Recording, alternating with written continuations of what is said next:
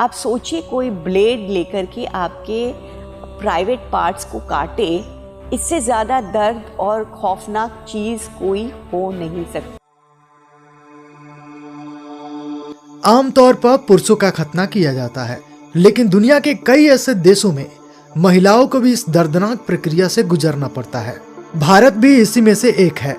यहाँ इस प्रथा का चलन बोहरा मुस्लिम समुदाय, दाऊदी बोहरा और सुलेमानी बोहरा में है। भारत में बोहरा आबादी आमतौर पर गुजरात, महाराष्ट्र, राजस्थान, आंध्र प्रदेश, तमिलनाडु और पश्चिम बंगाल में रहती है। 10 लाख से अधिक आबादी वाला यह समाज काफी समृद्ध है और दाऊदी बोहरा समुदाय भारत के सबसे ज्यादा शिक्षित समुदाय में से एक है। इस समुदाय में औरतों का खतना किया जाता है। इस बात को हम विस्तार में समझते हैं।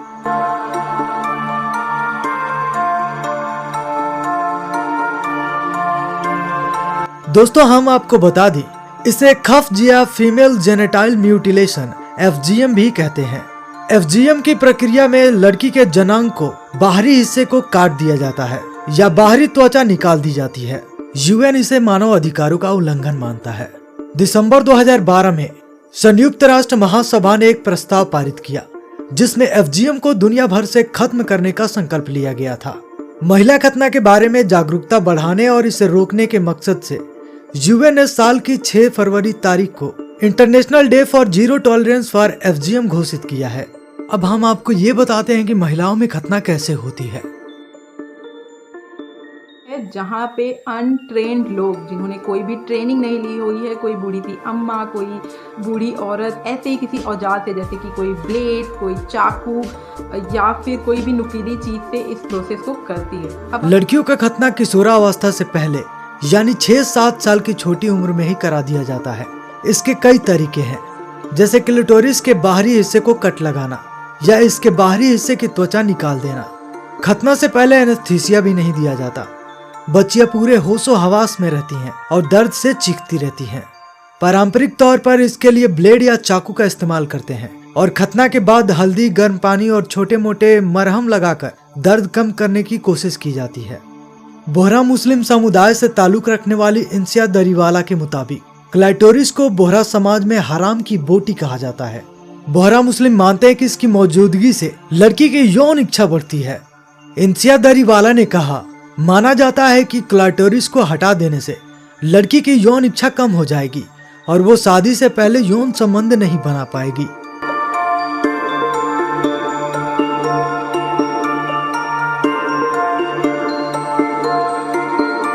वहीं दूसरी तरफ 40 साल की निसरीन भी 2 बच्चियों की मां है और उन्होंने तय किया है कि वो उनका खतना नहीं करवाएंगी।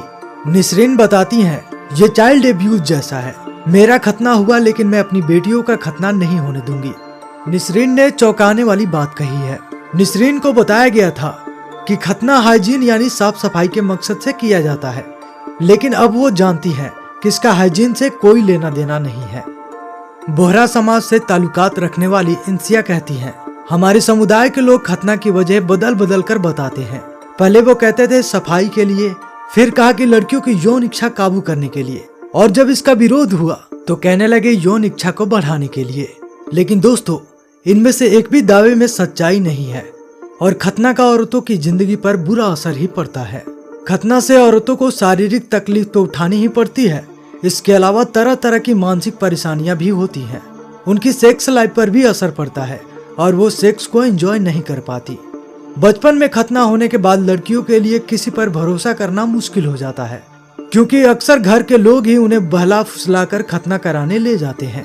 बचपन से पैदा हुआ ये अविश्वास लंबे समय तक बना रहता है और किसी न किसी तरह औरतों की जिंदगी पर असर डालता है।